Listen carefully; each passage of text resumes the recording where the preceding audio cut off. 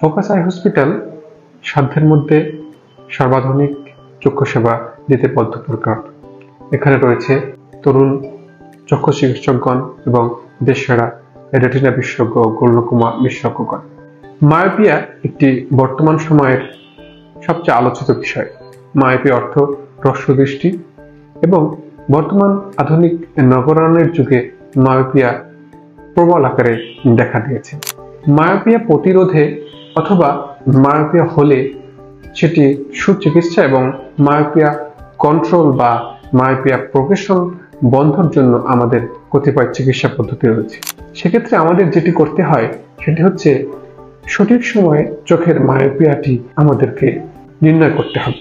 অর্থাৎ আপনার শিশু যদি কখনো এভাবে হয় যে স্কুলে গেলে দেখতে পায় না এবং অথবা বাসায় বসে টেলিভিশন দেখতে সমস্যা হয় এবং কোনো জিনিস চোখের নিকটে এনে দেখতে চায়, তাহলে আপনি অবশ্যই চক্ষু পরীক্ষা করে নেবেন। তবে সবচেয়ে গুরুত্বপূর্ণ বিষয় হচ্ছে আপনার শিশুকে লেখাপড়া শুরু করার আগে, স্কুলে ভর্তি করার আগে তাকে একবার চক্ষু পরীক্ষা করে নেবেন। এটাকে বলা হয় pre school eye checkup. Pre school eye চেকআপের মাধ্যমে যদি আপনার শিশুর মায়োপিয়া ধরা পড়ে, তাহলে সেক্ষেত্রে ফোকাস আই হসপিটালে আপনার সন্তানের জন্য আপনি নির্ভরযোগ্যভাবে এর চিকিৎসা করতে পারবেন। আমাদের এক্সপার্ট চিকিৎসকগণ যে পদ্ধতিতে এই মায়োপিয়ার উপর চিকিৎসা করেন সেটি হচ্ছে সঠিক পাওয়ার নির্ণয়, অক্ষিগোলকের দৈর্ঘ্য নির্ণয় এবং অক্ষিগোলকের দৈর্ঘ্য বৃদ্ধি পাচ্ছে কিনা সেটি আমাদেরকে পরিমাপ করা, সঠিক পাওয়ারের লেন্স এবং চশমা প্রেসক্রাইব করা এবং যে সকল বিশেষ ড্রপ ব্যবহার করে মায়োপিয়ার বৃদ্ধির হার কমানো যায় সেই ওষুধ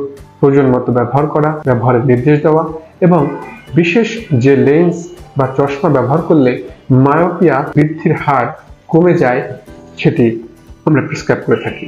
দুটি জিনিস জানতে হবে, সেটি হচ্ছে এক, মায়োপিয়া বৃদ্ধি কেন পায়? মায়োপিয়া বৃদ্ধি, মায়োপিয়ার পাওয়ার অর্থাৎ পাওয়ার দিন দিন বেড়ে যাওয়ার একমাত্র কারণ হচ্ছে অক্ষিগোলকের দৈর্ঘ্য বেড়ে যাওয়া, অর্থাৎ আমরা বলি এক্সিয়াল লেন্থ বেড়ে যাওয়া।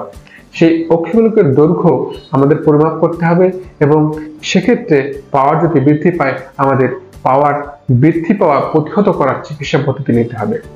নাম্বার 2, মায়োপিয়া শুধু যে একটি চশমার সমস্যা বা দেখতে পারার সমস্যা শুধু তাই নয়, মায়োপিয়া যখন বেশি হয়ে যায়, হাই মায়োপিয়া হয়ে যায়, সেখান থেকে প্যাথোলজিক্যাল মায়োপিয়া হতে পারে। অর্থাৎ আপনার মায়োপিয়ার সাথে সাথে চোখের রেটিনা ক্ষতিগ্রস্ত হতে পারে। রেটিনা ছিদ্র হওয়া, রেটিনা ছিঁড়ে যাওয়া, রেটিনায় রক্তক্ষরণের মতো মারাত্মক সমস্যা কিন্তু মায়োপিয়া রোগীরা ভুগতে পারেন। তাই সময় মতন মায়োপিয়া যদি কন্ট্রোল করা যায়, প্রোগ্রেশন হল্ট করা যায়, তাহলে এই জটিলতা থেকে আপনার শিশু রক্ষা পেতে পারে। এবং সর্বশেষ, মায়োপিয়ার যে আধুনিক চিকিৎসা রয়েছে অর্থাৎ চশমা ছাড়া দৃষ্টি, সেই বিষয়ে আইসিএল সার্জারি ফোকাস আই হসপিটালে আমরা করছি। আসসালামু আলাইকুম।